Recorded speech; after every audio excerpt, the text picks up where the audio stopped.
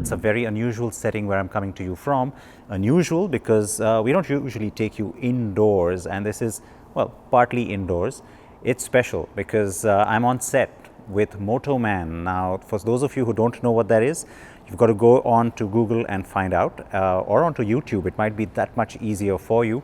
And it's special to be here because we are just outside of the LA Auto Show, and a lot of the action there has started to pick up with context to our market in the past few years. So yes, we do get to see things there that we are definitely interested in. And so let me not take any longer and take you across to the actual show to bring you the big highlights.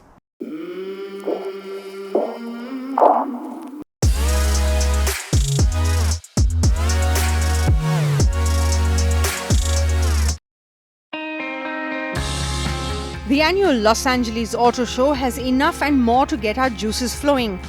And we jump in true all-American fashion with the Ford Mustang Mach-E. Now, since the car came out just a few days ago, it's been polarizing opinions every which way, because for some people, a Mustang can't be an SUV. For some people, it can't be an electric car. And for some, they're embracing it as the modern, new age, forward-looking Mustang. So which one is it for you? The Mustang name on an electric SUV is something most didn't see coming. But with 4 variants each with many trims and the range going all the way to 300 miles or just under 500 kilometers, it's a serious Tesla attack from Ford.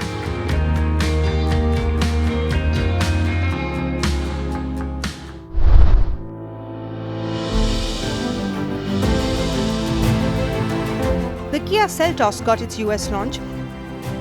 The US version gets a 10-year warranty and some drivetrain options that we don't in India. Now, we always knew that the US will also get the Seltos, and this is the North American debut for the new Kia Seltos. Interestingly enough, they get all-wheel drive and they also get the 1.6-litre GDI engine. Yes, we don't get either of those, but it's this that interests me a little bit more. It's just a design study at this point, no launch plans with this. Something called X-Line. They're showing this on the Seltos just to sort of gauge reaction. And there's 2 kinds, if you will. There's this, which is called trailer tech, because you can see it's extremely off-road. It's got the winch, it's got the fog lights up front, and it is for those who really want to go somewhere and don't necessarily want to rely on a track or even a road.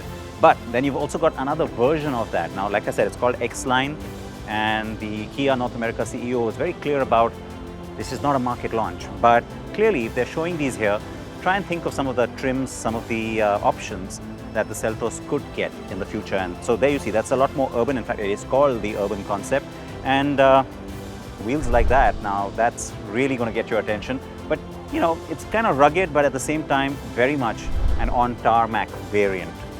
Just gives it a completely different attitude and goes so much beyond just, you know, a tech line or a GT line that we currently have in our market. I'll tell you what, I'm still stuck on the fact that they have the all-wheel drive option and that more powerful petrol. We also liked the yellow color the Seltos is being launched in, though the US spec car will begin delivery only around March or April 2020.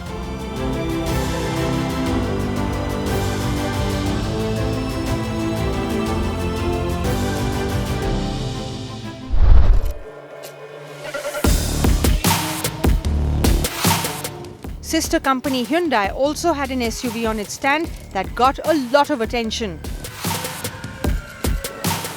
The Vision T concept from Hyundai previews what's undoubtedly the next generation of the Tucson SUV.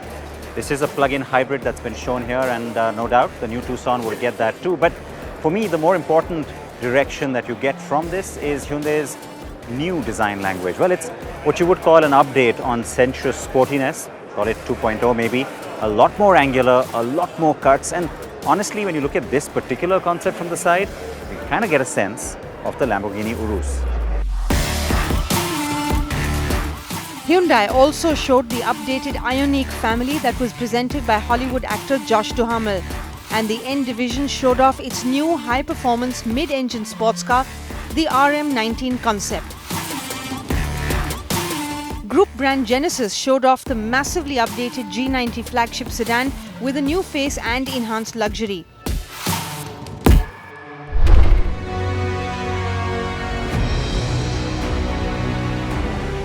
Staying with the broader SUV theme, over at JLR, the celebration was for the return of its Defender. It's only when you come and stand next to it that you truly realize just how tall and big the new Defender is. Now, the new car is one of the most capable from Land Rover yet.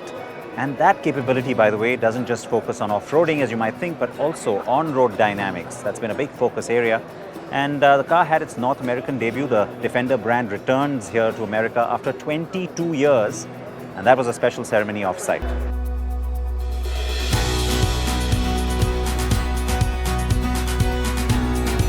It was in downtown LA that many celebrities and special guests, including 400 classic Defender owners, witnessed the US debut of the new car. The highlight of the evening was Defender owner and Grammy Award winner John Mayer, who spoke and sang to celebrate his love for the Defender.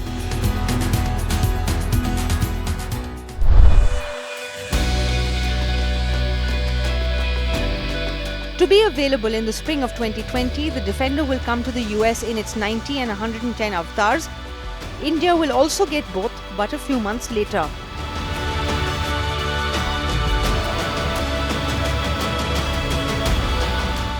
JLR is also showing off its SV Division's products, and its new boss says that there is still a lot of scope for growth for both Jaguar and Land Rover's special vehicles portfolio. We're not singularly focused of just performance. This beautiful car behind us, that is very much a luxury interpretation. So we don't limit or constrain ourselves with just performance. We like to think we work on the core attribute of what we start with. So something like a long wheelbase Range Rover, which is very much a luxurious, sophisticated product. We will strive not to put a performance halo on that necessarily, but do a super luxurious, sophisticated rendition of that. So if you take that kind of thinking to electrification, then certainly there's a lot of electrification themes coming out in all of our products. And just like every other performance group, in the world, we're looking at electrification on how do we deal with it? How can we make electrification into truly a compelling proposition?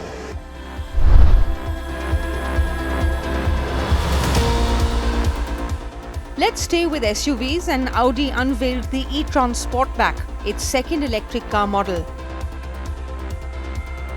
The 350 horsepower SUV has similar specs to its sibling the Etron and will see a maximum range of about 450 kilometers for the top version.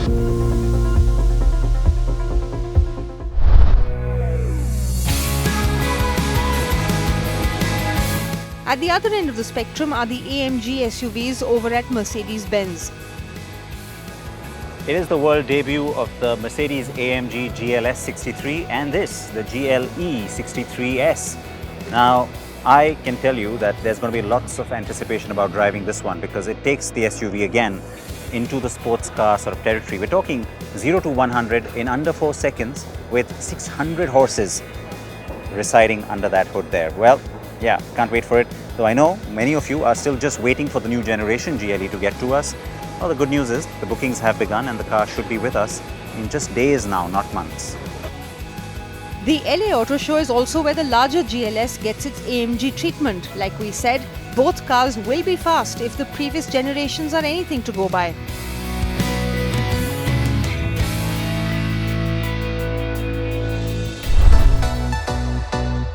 SUVs dominate the landscape here at the show in the LA Convention Center, but BMW has decided to focus on some new sedans. And the one getting our attention is this.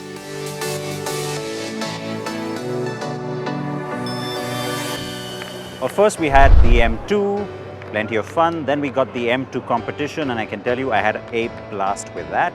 And now there is the M2 CS, which really doesn't belong in here. It needs to be out there on the tarmac, and I can't wait to get behind the wheel. But in an Indian context, what becomes more relevant is a car that's on the other end of this, which is the new 2 Series Grand Coupe.